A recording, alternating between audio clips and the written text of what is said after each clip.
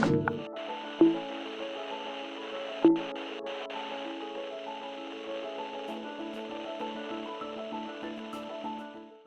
안녕하세요. 이나모입니다. 반갑습니다.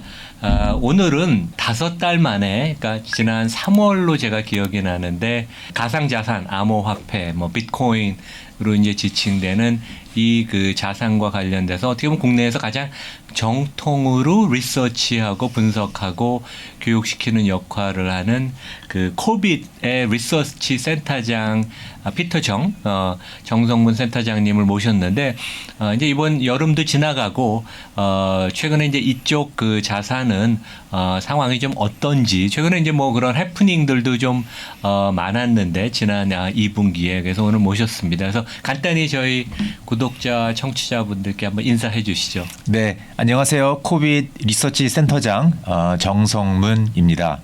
또 이렇게 저를 5개월 만에 다시 불러주셔서 정말 감사드립니다.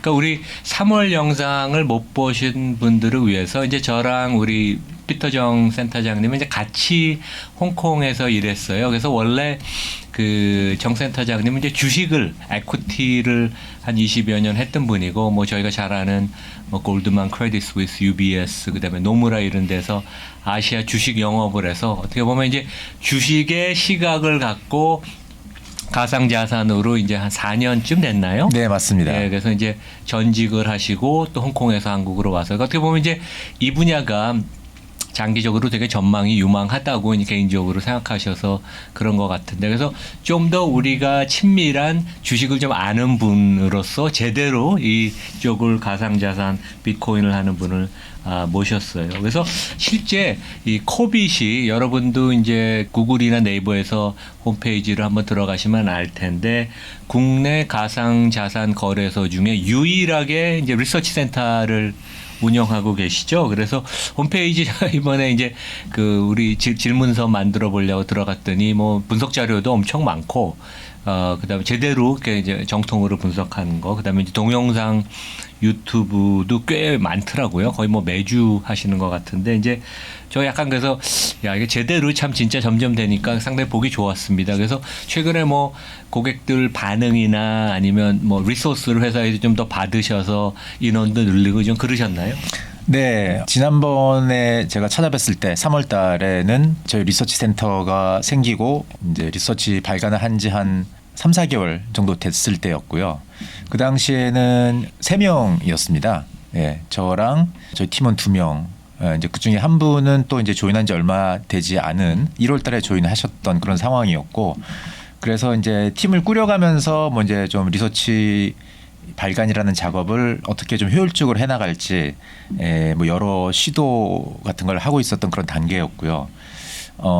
이제 그 사이에 팀원 한 명을 더 추가를 해서 이제 이분도 기존 증권회사에서 리서치 애널리스트를 하셨던 분인데 저희 팀의 조인을 4월부터 해서 이제 지금 현재는 이제 4명의 체제로 가고 있고 이 내부적으로 그 리서치를 발간하는 워크플로우나 이런 것도 조금씩 이제 자리를 잡아가면서 좀 많은 리포트를 발간을 할 수 있는 이제 그런 체제로 지금 좀 자리를 잡고 있는 것 같습니다. 그러니까 제가 홈페이지 들어가서 보니까 첫 화면을 들어가면 이렇게 팝업 스크린으로 이제 뜨는 게 그 가상자산 거래에 대한 위험 고지 그래서 5가지 리스크를 언급을 하셨더라고요. 어떻게 보면 이제 뭐 저희 같이 이제 오래 한 사람들은 뭐 주식이건 어떤 유가증권이건 리스크를 항상 저희는 많이 생각을 하잖아요. 근데 이제 최근에 이쪽에 뛰어든 분들한테는 되게 좀 의미 있는 그다음에 이제 이런 걸 보면서 증권회사들도 과거에 사고들이 많아서 이제 디스클로저 이런 거 컴플라이언스를 강화하는데 좀 더 그런 제도가 정비가 되고 좀 체계화된다는 그런 느낌을 전 받았어요. 네, 맞습니다. 특히 이제 저희 이제 이 가상자산거래소가 일단 작년 9월, 10월을 기점으로 이 라이센스 제도가 이제 시작이 됐거든요. 국내에서는. 네, 국내에서. 네. 그래서 기본적으로 그 금융위원회에서부터 그 라이센스를 받지 않으면은 등록을 하지 않으면은 그러면은 거래소로서 이제 사업을 할 수 없는 상황이라서 일단 작년 말부터 좀 그런 그런 어떤 그 제도 그런 그 체제가 이렇게 좀 잘 갖춰졌다고 얘기를 할 수가 있겠고요. 그리고 실제 퇴출된 거래소들이 많았나요? 네, 꽤 있었습니다. 예, 결국엔 이제 등록을 하기 위한 어떤 그 조건들이 있는데 예, 그 조건을 갖추지 못하면은 이제 등록이 되지 않기 때문에 실제로 좀 퇴출된 그런 업체들도 있고요. 그리고 또 이제 금년 들어서서 이제 시장이 베어마켓이 좀 이제 시작이 되면서 그렇죠.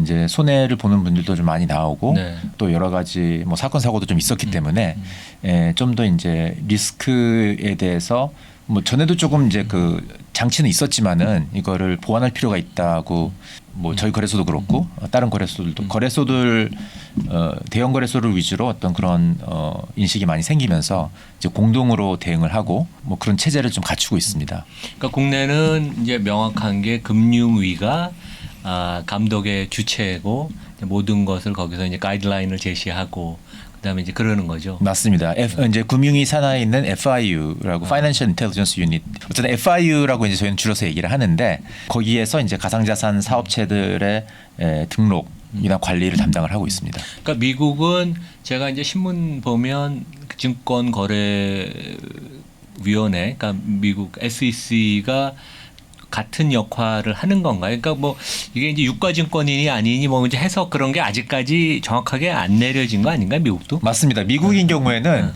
이제 그런 면에서 한국이 좀 앞서가고 있다고 얘기할 수가 그런가요? 있어요. 예, 미국은 이제 어떤 식으로 거래소를 관리를 해야 될지가 조금 명확하게 정해져 있지는 않습니다. 그래서 일단 뭐 대부분의 경우에는 이제 핀센이라고 자금 세탁 관리하는 게 기구가 제가 알기로는 이제 재무부 산하에 있는데 거기에 등록을 하는 대부분 되어 있고요, 거래소들이. 그 다음에 또 그건 별도로 머니 트랜스미터 라이센스라는 거를 다 받아서 또 운영을 하고 있고요. 자금 이체, 예, 송금, 뭐 송금 예 그런 쪽에. 그 다음에 뉴욕주 같은 이제 주마다 조금씩 또 이제 또 뭔가 요구 사항이 있어서 주마다 다 네. 다르니까요. 그래서 이제 영업을 하고 싶은 주가 요구하는 어떤 그런 요구 사항을 충족시키고 있죠. 그래서 뉴욕주 같은 경우에는 빗 라이센스라는 게 있어서 따로 또 주별로 어떤 그런 요청 사항을 또 만족을 시키고 있고 SEC는 거래소들을 관리를 하고 싶은 그런 희망 사항이 있어요. 그래서 근데 전통적으로는 SEC는 이제 증권인 경우에만 자기네들 관할권에 들어오기 때문에 이 가상자산이 증권성이 높다고 판단되는 경우에는 계속 목소리를 내고 있는 거죠. 네. 그 시장 얘기를 좀 하면 이제 저희 구독자, 청취자분들은 아무래도 이제 유가증권, 국내 주식, 해외 주식 많이 하고 해외에서 또 청취자분들 되게 많으세요. 그러니까 저 이번에도 미국 서부에 있었는데 실리콘밸리에서 이제 애플이라는 엔지니어분이 이제 얘기하셔서 또 만나기도 하고 그다음에 시애틀에서도 만나고 그래서 해외 동포분들, 유학생들도 많이 보시는데 주식시장이 실제 뭐 어느 지수를 보느냐에 따라서 작년 말 올해 연초에 이제 고점을 치고 많이 조정을 받았다가 이제 반등을 하는데 실제 뭐 확실한 것은 거래 금액, 거래량이 지금 많이 줄었어요. 국내 같은데 이제 코스피랑 코스닥 다 합치면 작년에 거래 많을 때는 30조 원 넘었거든요. 근데 최근에는 두 개 합쳐도 15조 원 남짓, 뭐 좀 넘는 경우도 있고, 그러니까 거래의 급격한 감소가 이제 수반이 됐는데 지금 뭐 비트코인이나 이런 가상자산 시장은 전반적으로 최근 그 상황이 어땠나요?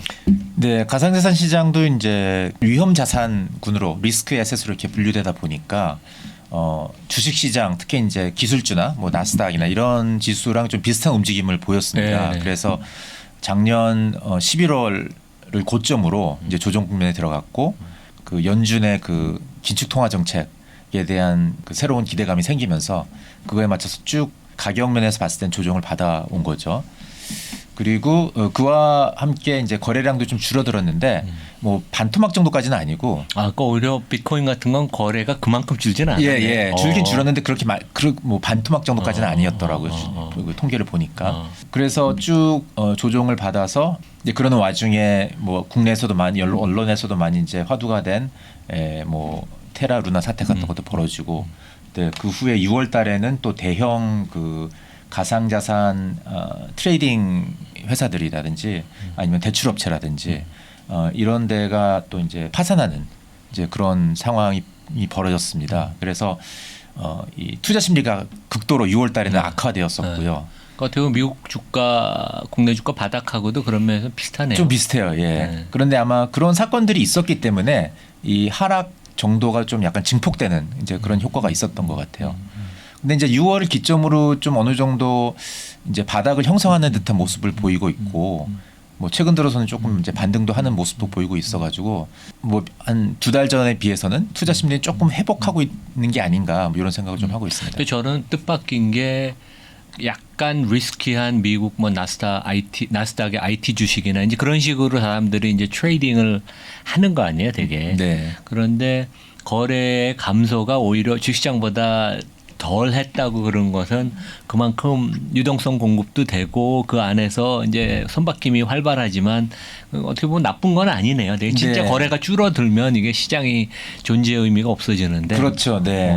그러니까 아무래도 뭐 이런 그러한 그 거래량에 대한 데이터를 어떻게 해석하느냐에 따라 다르겠지만은 또 일부에서는 이번 그 조정장을 이제 매수 기회로 삼고 이제 진입하고 있는 그런 기관 투자자들이 좀 많이 있어서 해외에서요? 네, 해외에서 예, 국내는 이제 지금 기관 투자자들이 투자하기가 굉장히 어려운 상황이라서 이제 해외에서 특히 이제 미국을 중심으로 그런 네. 거 봤습니다. 올가 큰 빅뱅크들이 그렇죠. 이제 시작한다고. 네. 자산운용사들도 그렇죠. 그렇고. 그래서 이제 거래량은 그렇게 많이 감소하지 않은 게 아니냐 뭐 이런 해석을 내리는 분들도 있더라고요. 근데 이제 국내에서 항상 주식시장에서 이제 논란이 많은 게 저희 같은 사람은 이제 해외에서 많이 일을 하면서 숏셀링, 공매도 대차, 그러니까 제대로 주식을 빌려서 공매도하는 게 되게 자연스러운 과정이고 그 자체가 실제 뭐 문제가 있는 건 아니잖아요. 그쵸. 되게 뭐 개인 투자가의 그 뷰인데. 네. 근데 이제 국내에서는 그게 이제 주가를 끌어내린다고 생각해서 개인들은 되게 반대하는데 이 비트코인이나 유동성이 많은 가상자산에서도 그러한 공매도 대차 매도가 되나요? 네, 됩니다. 아. 예, 가능합니다. 뭐 어떻게 빌리죠 그러면? 업계에 그 가상자산을 대출해주는 그런 업체들이 많이 생겼어요. 그래서 그 중앙화된 그런 업체들도 있고 아 국내에도 있고요. 국내에도 예 있습니다. 그리고 그런 업체가 아니더라도 이제 보통 우리가 디파이라고 많이 얘기를 하는데 그렇죠. 예. 예, 디파이는 이제 간단하게 말씀을 드리면은 어떤 중앙화된 사업체가 아니고 일종의 블록체인 상에서 존재하는 금융 서비스를 제공하는 프로토콜 같은 네, 거예요. 네, 예. 그래서 이제 주인이 뭐 적어도 이론상으로는 이제 주인이 없는 거고 그냥 우리가 인터넷을 사용하듯이 그냥 주식을 빌리는 서비스를 제공해 주는 거예요. 인터넷은 정보를 전달하는 서비스를 우리한테 제공해 준다 이렇게 표현을 할 수가 있을 것 같은데 그럼 디파이는 정보 전달이 아니라 여러 가지 금융 서비스를 제공해 주는 인터넷이라고 생각할 수가 있는 거고 그 중에 하나가 이런 자산을 빌릴 수 있는 그런 서비스인 거죠. 네네. 그래서 그런 거를 통해서 뭐 빌릴 수도 있고요. 그렇게 해서 이제 공매도를 할 수도 있고. 그러니까 원래 이제 공매도의 순기능이 뭐 유가증권이나 주식, 뭐 비트코인도 이게 많이 하락하면 또 저점에서 환매수를 해서 쇼커빙을 해서 또 유동성이 공급이 되고 이제 그런 순기능이 있는 건데 그래서 제가 그래서 여쭤봤어요. 저는 대차 매도가 되는지 안 되는지 몰랐는데. 네, 가능합니다. 아. 예. 그리고 이제 또 특히 뭐 이렇게 정부가 개입해가지고 규제하는 시장이 아니니까 네네. 공매도한 규제가 있다거나 뭐 이러지는 않고요. 자, 이건 근데 제대로 된 데에서 정확하게 잘 해야겠네요. 그것도. 그렇죠. 네, 맞습니다. 예. 그 제가 좀 자료들 찾아보다가 이제 월스트리트 저널에서 며칠 전에 그 약간 좀 메인 기사로 나온 게 그 뭐 실리콘밸리나 이렇게 좀 택을 잘 아는 엔지니어나 뭐 이런 이과 쪽 그 IT 전문가들 중심으로 이게 너무 많이 최근에 가상자산 비트코인 같은 게 뭐 비트코인 뭐 이더 그다음에 솔라나 뭐 저 솔라는 전 잘 모르겠네 이런 것들 저점 매수하는 또 사람들이 되게 많다. 길게 보면 뭐 이거 당연히 너무 저평가된 거 아닌가.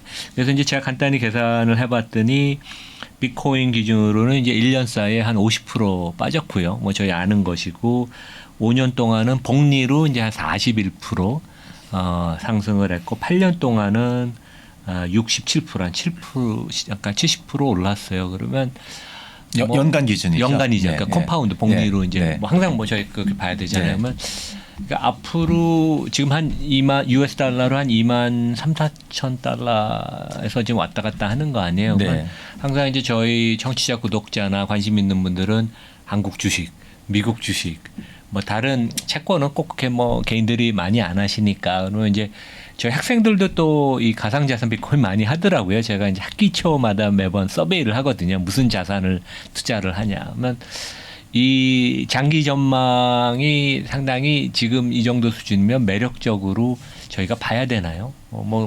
과거가 미래를 보장하는 것도 아니고 미래 예측하는 게 어렵지만. 네. 뭐 근데 단기적인 뭐 비트코인 가격을 예측하기는 되게 어려운데 뭐 한 5년 정도 놓고 봤을 때는 지금 수준의 이 가격은 굉장히 매력적인 가격이라고 저는 생각을 합니다. 네.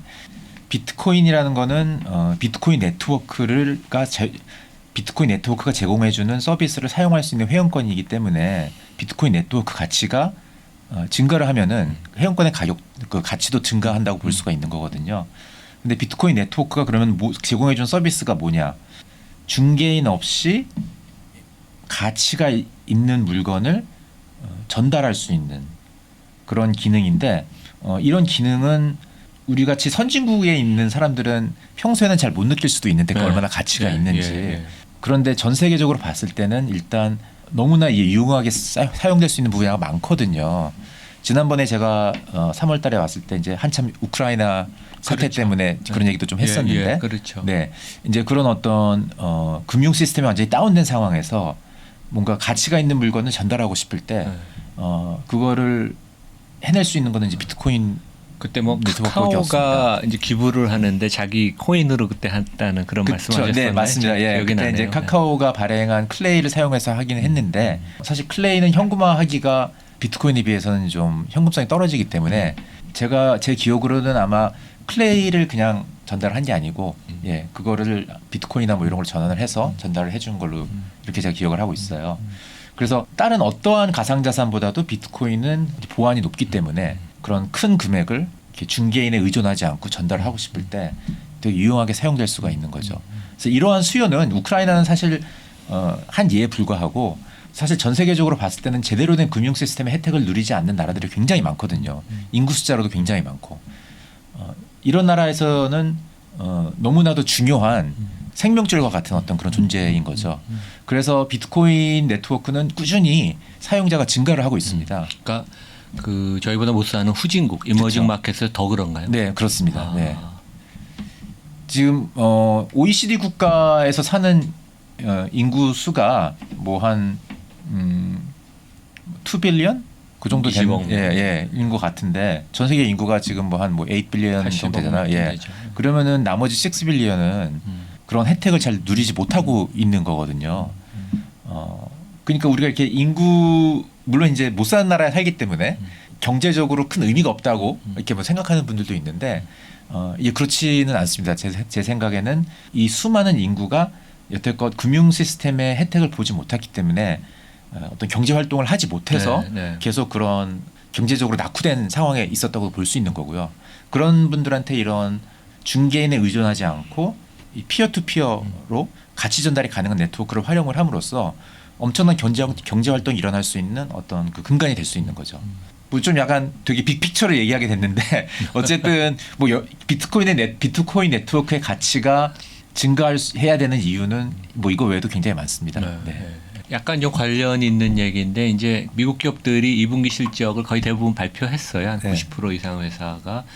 이제 테슬라가 거의 제일 빨리 7월 24일인가 발표를 했고, 근데 이제 여기가 그 일론 마스크가 좀 자기 마음대로 실제 뭐 워낙 천재 경영자지만 거버넌스가 별로 안 좋아서 이사회 무시하고 자기 마음대로 많이 하거든요. 제가 그래서 항상 그 리스크를 얘기하는데 회사가 이제 비트코인 들고 있던 걸 좀 많이 처분을 했어요. 네. 그래서 뭐 저는 그게 큰 이슈는 아닌 것 같아요. 테슬라의 밸류에 큰 뭐 평가 이익이 있든 없든 매매 차익이 있든 없든 그게 밸류에 별로 영향은 없는데 사람들이 그걸 좀 주목을 했고 그런데 이제 그때 뭐 최근은 아니고 아마 작년이었던 것 같아요. 일론 마스크가 이제 테슬라를 그 대금 결제를 비트코인으로 할 수 있다 그랬다가 이제 아마 또 갑자기 그때 입장을 바꿨죠. 이게 이제 채굴하다 보면 이제 뭐 그 ESG 관점에서 별로 안 좋다.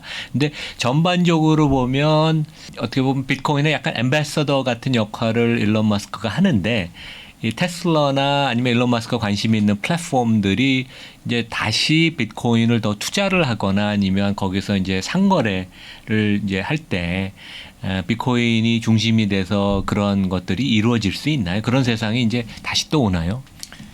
충분히 올 수 있다고 생각은 합니다. 네. 근데 사실 지금 시점에서는 이제 비트코인의 그 가치를 증대시키는 거는 꼭 그렇게 교환 매개 수단으로 네네. 사용되는 거에서 올 것 같지는 않고요. 그러니까 가치랑은 상관은 없다. 예, 그러니까 그쵸. 직접적으로. 네, 좀 상징적인 의미가 더 있지. 그렇죠. 지금 단계에서는 이제 비트코인이라는 신생 자산군이 우리 생활에 이렇게 녹아 들어오는 그 과정이 있는데 이거는 되게 멀티 이어 프로세스라고 생각을 하거든요. 아주 장기간에 장기간에. 걸쳐서. 네. 그래서 비트코인이라는 물건이 지금 돈이 되기 위해서 태어났는데 이 세상에 이러한 물건들이 돈이 되는 과정을 이제 과거 역사적으로, 인문학적으로, 사회학적으로 보면은 대부분 바트업 프로세스였어요. 네네. 예, 한 화폐 역사가 5,000년이라고 생각을 하면은 그 중에 99% 과거 50년만 빼고 나머지는 대부분이 되게 바트업 프로세스였는데 그 과정을 보면은 한 4단계 정도로 나눠져요. 첫 번째 단계는 이제 사람들이 수집품으로 뭔가 이렇게 물건을 모으기 시작하고 그 다음에 두 번째 단계는 수집품으로 많은 사람들이 모으기 시작하면 이게 일종의 가치 저장 수단이 되는 거고. 그렇죠. 예. 그 다음에 가치 저장 수단으로서 많은 사람들이 이제 보유를 하고 있으면은 너도 갖고 있어, 나도 갖고 있어. 그러면 우리 이거 가지고 뭔가 물물 교환을 할 때 교환 매개 수단으로 쓰자. 그러면서 교환 매개 수단으로서 사용되기 시작하고. 그러니까 이제 금이 지금 그렇게 그렇죠. 금이 그렇게 발전을 한 거죠. 네. 네. 그리고 맨 마지막 단계가 이제 모든 사람이 교환 매개 수단으로 사용을 하면은 그때 가서 이제 우리 가치 측정을 할 때 네. 가치를 셀 수 있는 회계 단위로 이거를 사용을 하자. 그렇게 4단계로 보통 이제 이렇게 진화를 하는데 이제 금이 그 단계를 거쳤던 거고. 그 비트코인도 이제 그런 비슷한 단계를 지금 밟아가고 있는 건데 그래서 지금 제 생각에는 그 두 번째 단계인 그 가치 저장 수단으로서 받아들이는 그런 단계에 있는 거거든요. 그래서 많은 사람들이 전부 다 이거 가치 저장 수단으로서 이제 보유를 하게 되면은 그때 가서 누군가 필요하면은 이제 교환 매개 수단으로 쓸 수 있는 거고 뭐 안 쓸 수도 있는 거고 나중에 오는 그런 단계이기 때문에 지금 시점에서는 아직 뭐 교환 매개 수단으로 누가 받아주겠다 하면은 뭐 고마운 얘기긴 한데 비트코인 투자한 사람 입장에서 봤을 때는 꼭 지금 제가 투자해야 되는 이유가 교환 매개 수단으로 될 거라고 생각해서 하는 건 아니라는 거죠. 예, 그러니까 뭐 그게 그 비트코인에 가치에 영향을 미치는 그런 주요 팩터는 아니다. 예, 지금은 아니네. 예. 근데 또 그런 이슈도 있을 것 같아요. 그러니까 테슬라가 그 모델 3, 모델 Y를 이제 결제하는데 비트코인으로 하면 이제 그 회사 감사인이 오디터 회계법인이 그거를 평가하는데 어떻게 해야 될지 이제 그런 거에 관한 그러니까 일론 마스크는 이제 톤지가 그렇게 생각을 할 수 있지만 그런 다양한 이슈들이 있겠네요. 네, 네, 그렇습니다. 예. 그러니까 좀 전에 말씀드린 것처럼 이제 저는 뭐 이 가상자산 잘 모르는데 왜냐하면 이제 우리 정욱 센터장님 모실 때마다 열심히 공부해서 반짝반짝 공부하는데 이 채굴하는 게 특히 이제 최근에 전기료도 많이 올라가고 막 그 올해 들어서 저도 시애틀에 잠깐 갔는데 시애틀도 여름이 엄청 덥더라고요. 근데 뭐 유럽이 가뭄 내지 뭐 그냥 강이 다 메말라 갖고 지금 경제 활동의 문제라 그러는데 이게 채굴하는 과정이 그 ESG 관점에서 심각하게 우려를 해야 되는 건가요? 아니면 이게 이제 언론에서 조금 과장을 해서 그러니까 요즘 이제 언론이 또 그런 좀 균형 잡힌 시각이 부족하기도 가끔가다 하는데 근데 저희가 어떻게 이걸 봐야 되나요? 네, 이 비트코인의 그 환경 오염에 관한 이 주제는 사실 되게 오해가 굉장히 많은 것 같아요. 일단 비트코인을 채굴하기 위해서 전기를 사용하는 것은 맞습니다. 많은데 그래서 전기를 비트코인 네트워크가 작동하기 위해서는 이제 전기를 소모를 하게 되는데 그 소모량이 뭐 한 2억 기가줄이라고 그렇게 얘기를 해요. 기가줄이라는 단위가 있어요. 그 에너지를 측정하는 단위인데 그런데 이제 그 2억 기가줄이라는 숫자가 뭐 스위스나 아르헨티나 같은 중소국가가 1년 쓰는 에너지 소모량보다 많다. 그래서 이게 낭비다. 뭐 이제 이런 주장을 많이 하잖아요. 그런데 스위스나 아르헨티나보다 많은 전기를 소모하는 행위는 우리는 일상생활에서 굉장히 많이 하고 있어요, 사실은. 예를 들어서 전 세계에 크리스마스나 뭐 그런 유사한 어떤 헐러데이 때 쓰는 그런 그 전등이나 크리스마스 트리, 예, 이런 불, 불, 예, 그런 거 그런데 사용되는 아니면 유흥가에서 네. 사용되는 그런 거 전부 다 합하면은 그게 한 2억 기가줄 정도 되거든요. 아, 그러니까 그래요? 비트코인이랑 비슷해요. 아. 그렇지만 아무도 그거에 대해서 우리가 웨이스트라고 얘기를 안 하잖아요. 그리고 그래서 금 채굴 하는데 사용되는 거는 또 한 6억에서 8억 뭐 이 정도 되고요. 그러니까 1년 동안. 1년 동안에. 아. 네. 그리고 이 금융 시스템 돌리기 위해서는 비트코인보다 한 10배 정도 많은 에너지를 1년에도 사용을 하고 그렇게 행위를 많이 하고 있는데 그러니까 우리는 이제 이게 그 비트코인 네트워크가 작동하기 위해서 필요로 하는 에너지는 우리가 이건 낭비라고 생각하는 이유는 비트코인 네트워크가 제공하는 어떤 그 사회적 공익 가치에 대해서 우리가 충분히 이해를 하지 못하고 있으니까 그러네요. 그러니까 예, 진짜. 단순히 이건 뭔가 그냥 투기라고만 생각을 하면은 당연히 그게 웨이스트라고 생각을 하겠죠. 그렇지만은 이 네트워크가 어떠한 우리에게 이로운 기술이라는 거를 우리가 깨달으면은 이 에너지 소모는 전혀 낭비가 아니고 굉장히 유용한 데 쓰고 있는 거라고 이렇게 얘기할 수가 있는 거고요. 그게 첫 번째고 두 번째는 이 비트코인 채굴을 할 때 이제 전기가 필요로 하는데 이 채굴하는 채굴자들이 채굴을 해서 돈을 벌려면은 전기값이 이제 싼 데를 찾아다니면서 그러니까 뭐 그래서 저는 아프리카 뭐 이런 데 찾아간다고 그쵸. 그런 얘기 들었어요. 네, 맞아요. 그 전기값이 싼 데를 찾아다니지 않으면은 이 경쟁력이 없는 예, 거거든요. 예. 그래서 항상 싼 전기가 공급되는 곳을 찾아가게 돼 있고 그러다 보면은 우리 생활에서는 에너지가 그냥 버려지는 경우가 굉장히 많습니다.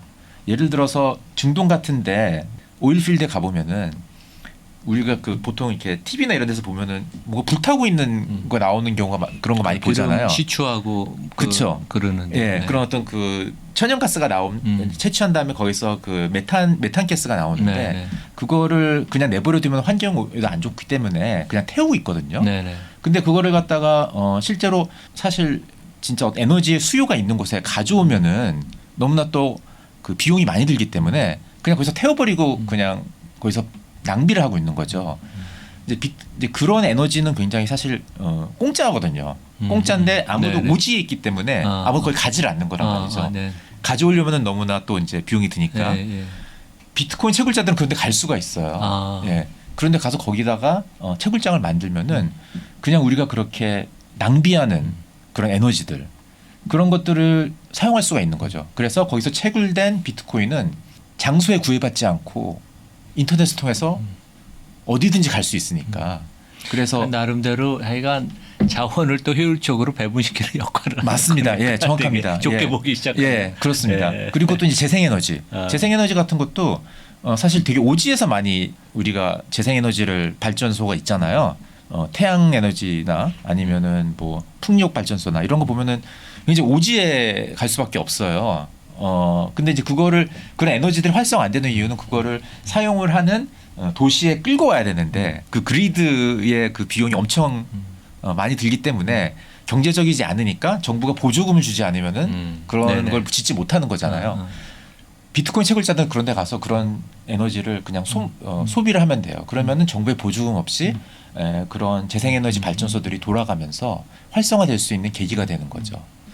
그러니까 이 비트코인 채굴자들을 잘 사용을 하면은 사실 오히려 환경에 도움이 되는 그런 방향으로 우리가 갈 수가 있습니다. 약간 편향된 시각이 그러니까 이제 균형 잡히지 못한 그런 시각도 있다는 얘기를 해주시네요.